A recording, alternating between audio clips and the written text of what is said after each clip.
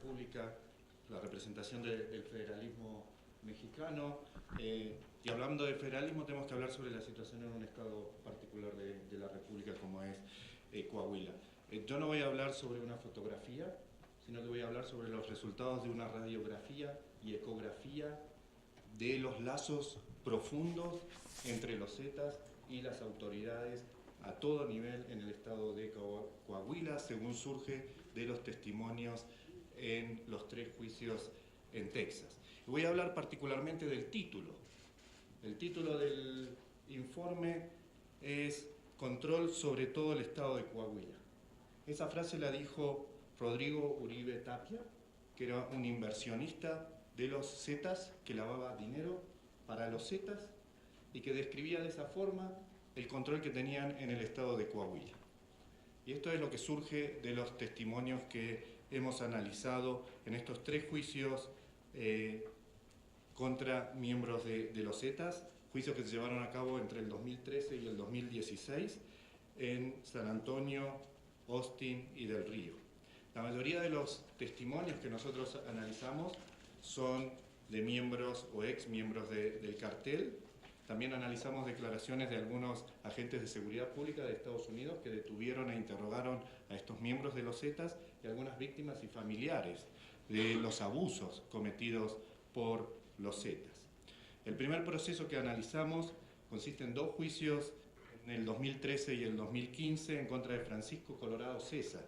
Francisco Colorado Cesa era un empresario que fundó la compañía ADT Petroservicios y jugó un papel principal en el negocio de carreras de caballos de los Zetas en los Estados Unidos. Colorado Cesa fue acusado y declarado culpable de lavar decenas de millones de dólares para el cartel de los Zetas a través de estos 2 negocios. El juicio en San Antonio se realizó en el año 2016 en contra de Marciano Millán Vázquez, alias El Chano, un comandante de los Zetas en Piedras Negras, por imputaciones de asesinato en conexión con narcotráfico y el tráfico de drogas, incluyendo marihuana, cocaína y metanfetaminas. También fue declarado culpable de todos los cargos en su contra. Y es importante señalar que Marciano Millán Vázquez había sido absuelto en Coahuila en el año 2015. Y a mí me sorprende que el magistrado diga en este momento que no tienen registro en Coahuila de una persona que era un comandante de los Zetas en Piedras Negras. Estoy absolutamente sorprendido de que no haya registros en Coahuila de esta persona. El último juicio que analizamos se llevó a cabo en el año 2014 en contra de 2 integrantes de los Zetas, José Luis Lugo López, alias Cochiloco, y Emilio Villalobos Alcalá, alias La Tripa, y ambos también fueron condenados a la cadena perpetua por narcotráfico. Las declaraciones de estos 3 juicios demuestran claramente los nexos entre el crimen organizado y las autoridades e instituciones públicas en Coahuila y los abusos a derechos humanos que esta estrecha colaboración y relación facilitó. Me han hecho una pregunta: ¿qué credibilidad tienen los testigos? Como ustedes saben, en los Estados Unidos para condenar a una persona tiene que haber prueba más allá de toda duda razonable. En los 3 juicios los jurados encontraron que había pruebas suficientes, basadas fundamentalmente en los testimonios de estos testigos, más allá de toda duda razonable de que eran culpables de los delitos por los que se los acusaron. De modo que los jurados en los Estados Unidos le dieron pleno valor a los testimonios de estos testigos que nosotros analizamos. Los abusos describen cosas que nosotros ya sabíamos. Sabíamos que los Zetas cometen secuestros, asesinatos, desapariciones, amenazas de muerte, reclutamiento forzado y reclutamientos de menores de edad. Lo que sí ofrecen es mayores detalles de cómo operaban y por qué realizaban esto los Zetas. Los testigos declararon que los Zetas mataban a cualquier persona que sospechaban de traición o si recibían información de un posible engaño que involucrara a un integrante del cartel o a un residente local.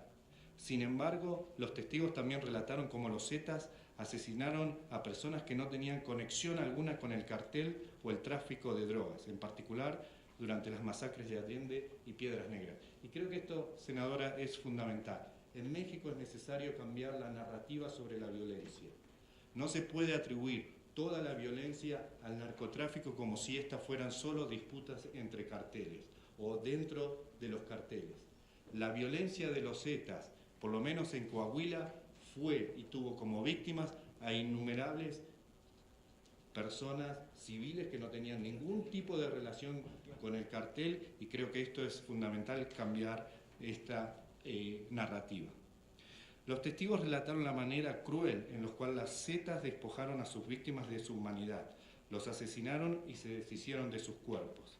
Esto incluyó una práctica de matar a personas a hachazos, es decir, que los Zetas usaron hachas para cortarle las extremidades a sus víctimas, a veces mientras aún estaban vivas. El caso más trágico que tuvimos que leer nosotros, y sufrimos solo de leerlo, es una familia donde una niña de 6 años es hachada, descuartizada, y sus padres son obligados a ver esto. Y estaba viva. Y luego matan a la madre de la misma manera y al esposo lo obligan a mirar para finalmente matar al padre. Estos son los abusos que cometían los Zetas con plena impunidad. Los testigos también describieron 2 métodos para, como llamaban ellos, cocinar a los restos de las víctimas que fueron utilizados por el cartel. Los métodos involucraban, por un lado, arrojar los restos y quemarlos dentro de barriles, o segundo, desaparecerlos en barriles con ácido, para que no quedaran restos de esto. Los Zetas mataron a gente porque pensaban que eran parte de un cartel rival, otras veces porque sospechaban que colaboraban con funcionarios públicos de México o los Estados Unidos, y en otras instancias los Zetas mataron a gente por razones financieras, por no pagar dinero que supuestamente le debían al cartel.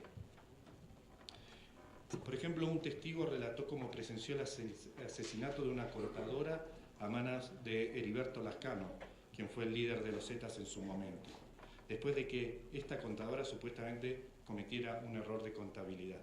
Según el testigo, este asesinato se dio en una casa que pertenecía a Javier Duarte, ex gobernador de Veracruz. Las declaraciones también relatan cientos de secuestros y desapariciones a manos de los Zetas. Los Zetas secuestraron a miembros del cartel, a sus familiares, si alguna carga de droga, armas de fuego o dinero se perdía, era robada o confiscada o incautada. Las personas responsables, a quienes a veces no tenían nada que ver con el tráfico de drogas, eran obligadas a pagar la deuda al cartel. Y si no tenían el dinero para pagar, eran secuestrados y ejecutados y desaparecían sus cuerpos. Pero también desaparecieron a personas sin ninguna conexión con el cartel, como una forma, primero, de sembrar terror, o segundo, ejercer control sobre la población civil. En ocasiones, los familiares de personas desaparecidas intentaron buscarlas y recibieron amenazas de muerte y otros tipos de hostigamiento. De hecho, casi todos los testigos que comparecieron en los juicios en Texas describieron las amenazas de muerte que recibieron por lo menos una vez, sea como miembro del cartel o sin ninguna conexión con el cartel, o por estar testificando aún cuando las personas acusadas ya estaban detenidas en Texas. De hecho, al hermano de uno de los testigos lo mataron una semana antes que él testificara en Texas. Los testigos también hacen referencia a las tácticas de los Zetas que utilizaban para reclutar a nuevos integrantes del cartel de manera forzada, especialmente amenazas de muerte, secuestros y asesinatos de familiares. Los Zetas también obligaron a otras personas a trabajar con ellas a través del uso de las deudas. Particularmente, senadora, y a usted yo sé que le interesa mucho la situación de la niñez, los Zetas reclutaban a menores de edad. Los usaban fundamentalmente para el transporte de drogas a los Estados Unidos, fundamentalmente menores de edad norteamericanos, porque entendían que recibirían condenas menos largas o serían puestos en libertad si eran detenidos. Esta fue una estrategia que utilizaron los Zetas. Todos los testimonios, o el conjunto de testimonios, demuestran que estos abusos a los derechos humanos cometidos por los Zetas fueron posibles dado el alto grado de conexión, cooperación y en algunas instancias control que los Zetas tuvieron sobre varios niveles de gobierno en Coahuila, desde instituciones locales de seguridad pública hasta la oficina del gobernador. Los testigos describieron el uso común de sobornos y sugirieron, en el mejor de los casos, la aquiescencia de actores estatales en las operaciones de los Zetas y su uso de violencia, y en el peor, que agentes estatales trabajaron directamente para los Zetas. Los testimonios dejan claro que el control de los Zetas se extendió a la policía municipal y estatal, y a algunos sectores incluso de la Policía Federal y el Ejército. Los Zetas sobornaron a estos grupos directamente y a muchos agentes les integraron a sus jerarquías. Algunas de las declaraciones demuestran que el objetivo de los sobornos era evitar que la policía y el ejército interfirieran con las operaciones de los Zetas. Otras explican que los pagos eran para procurar la participación activa de las fuerzas de seguridad del Estado, como el combate contra carteles rivales. Un testigo del juicio del Río, quien fue un ex policía en Piedras Negras, declaró que la policía monitoreaba el tráfico y le pasaba información a los Zetas sobre los individuos que entraban y salían de Piedras Negras. También relató que integrantes de los Zetas no tenían miedo de ser detenidos porque la policía siempre actuaba a favor del cartel. El control de los Zetas también se manifestó sobre prisiones y procuradores federales y estatales. Por ejemplo, los testigos declararon cómo tuvieron un control total sobre el cerezo de Piedras Negras. El cartel usó este cerezo para sus operaciones, como el arreglar automóviles y adaptarlos para transportar drogas y para vender y distribuir drogas. La prisión, el cerezo de Piedras Negras, fue usada por los Zetas para esconderse de la Marina y la Policía Federal, dos de las entidades temidas por los Zetas. Además, los testigos explicaron que en realidad no había encarcelamiento estricto. Los Zetas recluidos tenían acceso a drogas, alcohol, armas, televisores, mujeres, fiestas y podían salir y entrar de la cárcel cuando quisieran. Esto no involucraba solo a 4 o 5 funcionarios en ese cerezo, era toda la institución. Además del control de la prisión, los testimonios mencionaron que los Zetas pagaron sobornos a la PGR de la Procuraduría General de Justicia del Estado de Coahuila para que los cargos penales contra sus integrantes se desecharan, para asegurarse que cualquier denuncia interpuesta en su contra no fuera investigada o para influenciar la sentencia, rebajar la sentencia de integrantes de los Zetas. Los testimonios también destacaron las conexiones entre funcionarios públicos y los Zetas. Según estos testigos, los Zetas realizaron pagos y ofrecieron sobornos a funcionarios locales para obtener control de alguna ciudad en particular, para conseguir permisos de construcción y para ganar contratos de gobierno. Por ejemplo, la empresa de Colorado César, el acusado en el juicio en Austin, ADT Petroservicios, fue financiada con fondos de los Zetas, recibió contratos de Pemex y obtuvo grandes utilidades como resultado. Estos contratos no solo fueron fuentes de ingresos para los Zetas, sino que les sirvieron para lavar dinero. Una parte de estos contratos iba destinada a pagar los sobornos. Según Hinojosa, un contador de los Zetas y testigo en los juicios de Austin, entre el 10 y el 16% de cada contrato con el gobierno iba destinado para pagar sobornos a autoridades estatales. Los Zetas también vendieron carbón directamente a la Comisión Federal de Electricidad de México y se les garantizó que estos contratos, porque el proceso de licitación estaba arreglado a su favor. Rodríguez Uribe Tapia, un asesor de inversiones encargado de lavado de dinero, el que dio el nombre a nuestro informe, así como Adolfo Tavira Alvarado, un narcotraficante que trabajó con el cartel, fueron dos testigos en el juicio en San Antonio. Ellos describieron el involucramiento de los gobernadores de Coahuila entre el año 2005 y 2012, atendiendo a las fechas citadas, 2005 a 2012, y a los nombres específicos que los testigos mencionaron, tanto Humberto como Rubén Moreira, el ex gobernador y el actual gobernador de Coahuila, recibieron grandes sumas de dinero de los Zetas. Rodrigo Uribe Tapia describió 2 instancias donde se efectuaron pagos en cada una de ellas de $2 millones. Los pagos se efectuaron en el Hotel Quinta Real en Saltillo y en una gasolinera también en Saltillo. Quienes recibieron los pagos fueron Vicente Chaires, quien era el secretario del gobernador, como Jesús Torres Charles, quien era el procurador del Estado.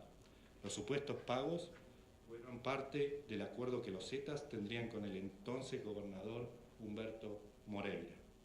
Además, Adolfo Tavira Alvarado describió una ocasión en la cual los Zetas entregaron un pago a Rubén Moreira en el rancho de otro narcotraficante, Beto Casas, a través de una camioneta llena de maletas repleta de dinero.